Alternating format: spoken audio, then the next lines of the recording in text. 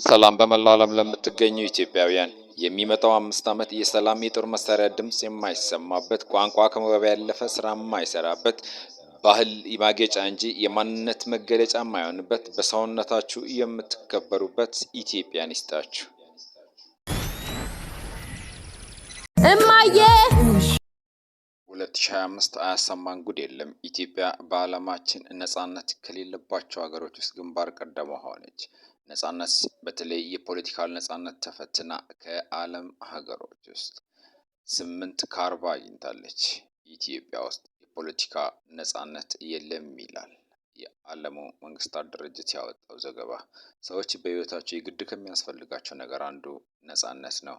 ነጻነት ፍሪደም ኢን ዘ ወርልድ የተባለው የሀገራትን የነጻነት ሁኔታ የሚያጠናው ድርጅት 8 ከ40 በሰጠን ፖለቲካ ላይ ጨምረውበት ሲቪል ራይትን ደግሞ 10 ከ60 ሰጥቶናል።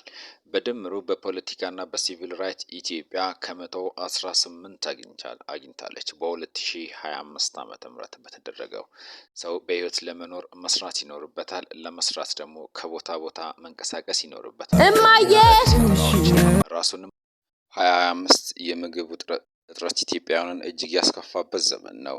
ወርልድ ሃፒነስ ሪፖርት እና ካፒታል ኒውስ ፔፐር ይዘውት በወጡት የተለያየ አምዶቻቸው ላይ በ2025 በተደረገው ሃፒነስ ኢንዴክስ የደስተኛ ዜጎች ሀገር መለኪያ ላይ ከ143 ሀገሮች ጋር የተለካችው ኢትዮጵያ 130ኛ ወጣለች። ምንም ይሁን ከኋላዋ 13 ሀገሮችን ማስከተሏም እንደ መልካም አይተነዋል። ከ2013 እስከ 2024 ባለው 10 ዓመታት ውስጥ የዓለም አማካይ የደስተኝነት መለኪያ ከ10 5.59 ሲሆን የኢትዮጵያ በዚህ ተመሳሳይ ዓመት አማካይ ውጤት 4.27 ነበር። ይህም የኢትዮጵያ ትልቁ የደስተኝነት መጠን ነበረ። በ2023 ግን ኢትዮጵያውያን 3.6% ብቻ ነው ደስተኛ የነበሩት። በ2024 ደግሞ 3.8%። ለዚህ ደግሞ የኑሮ ውድነት በተለይ የምግብ ውድነት ታላቁን ድርሻ ወስደዋል። እማዬ ኢትዮጵያ በ2025 ብዙም ካልታማችባቸው ነገር የጂዲፒዋ ነው። ግሮስ ዶሜስቲክ ፕሮዳክቷ በ2023 ከ196 ሀገሮች 60ኛ ወጥተዋል። የኢኮኖሚ ውድነቱ ግን ከ196 ሀገሮች 170ኛ ላይ ያሰልፏታል። ኢትዮጵያ ችግር ውስጥ ናት። ተመካክረን ተስማምተን ሰላም አውርደን መንገድ እንፈልግልን። እማዬ